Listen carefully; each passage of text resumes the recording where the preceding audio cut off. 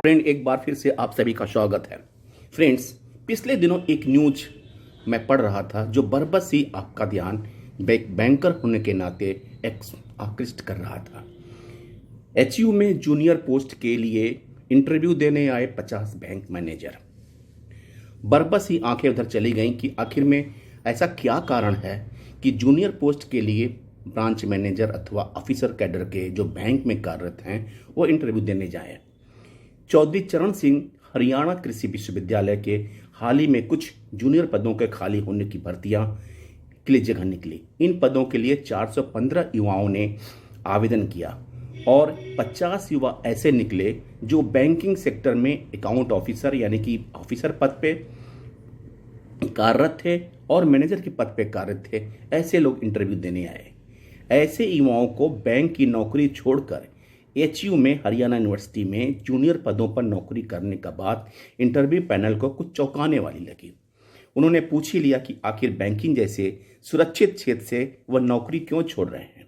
इसका जवाब में अपने आप में चौंकाने वाला था। आवेदक बोले कि नौकरी में अब उलझनें बढ़ गई हैं, बैंकिंग सेक्टर भी अड़चनों से भरा है, जीवन में भाग दौड़ से शांति चाहते हैं, इसलिए कम से कम सैलरी वाले पदों से काम चला लेंगे जिसमें परिवार खुश रहे, वही कार्य करना चाहिए। बीसी ने बैंक अधिकारियों को नसीहत दी कि इंटरव्यू में देने आए युवकों के जवाब से हैरान एचयू के बीसी श्री केपी सिंह ने बैंक अधिकारियों को गत मंगलवार को पंजाब नेशनल बैंक के कार्यक्रम में नसीहत दी कि हमें सचेत हो जाना चाहिए। अगर युवा बैंकिंग सेक्टर को छोड़ेंगे तो यह काफ़ी गंभीर समस्या है। किसानों से लेकर आम लोगों तक के लिए बैंक महत्वपूर्ण है। इस सेक्टर में देश को युवा प्रतिभाओं की आवश्यकता है। इस कार्यक्रम में पीएनबी के महाप्रबंधक से लेकर हरियाणा प्रभारी व कई बैंकिंग सेक्टर से जुड़े विशेषज्ञ भी थे। एक्सपर्ट बोले कि टारगेट और कंपटीशन से साइकोलॉजिकल स्ट्रेस हो रहा है।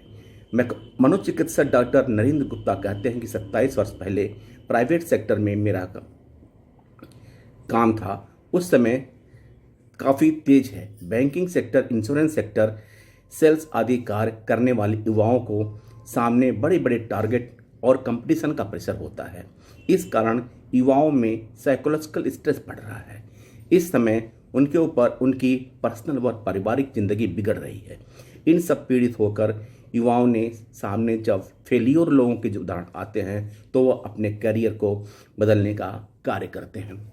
फ्रेंड्स, यहाँ पे एक बात एक बैंकर होने के नाते मैं भी कहूँगा कि वर्क लाइफ बैलेंस ये बिगड़ गया है। ऐसा नहीं है कि बैंकों का कार्य बहुत जटिल है या हम कर नहीं सकते या हम करते नहीं हैं, लेकिन सवाल है कि हमारे टॉप मैनेजमेंट हमारे ऊपर किस तरह से प्रेशर एक्सर्ट करते हैं, वो हम लोग बहुत सहन नहीं कर पाते हैं। और कारण ये होता है फेलियर। और जब फेलियर होता है तो नेचुरली हमारे वर्क लाइफ बैलेंस पे असर पड़ता है।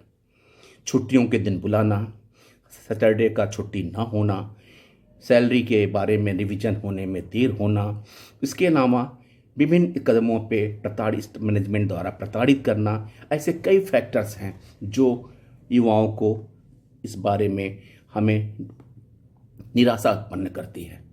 बैंकों में हमारे मोटिवेशनल ट्रेनिंग के प्रोग्राम चलने चाहिए। वर्क लाइफ बैलेंस पे ध्यान रखने के लिए मैन पावर रिक्रूटमेंट होना चाहिए ताकि हम कामों को सहज रूप से कर सकें, न कि कठिन से कठिन उलझन बना के कर सकें। और इसके अलावा हमारे साथ हमारे जो वेज रिवीजन हैं वो समय पे होना चाहिए, 5 डे वीक होना चाहिए। इन सारे सुधारों को करें तो हमारे युवा बैंकिंग जैसे सेक्टर को छोड़ के कहीं नहीं जाएंगे। लेकिन ध्यान देने की बात है सरकार को भी, मैनेजमेंट को भी और यूनियन को भी।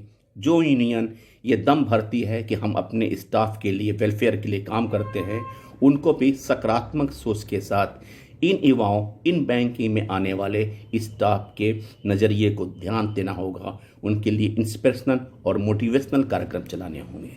थैंक यू फ्रेंड्स, नमस्कार, फिर मिलते हैं, तब तक के लिए धन्यवाद।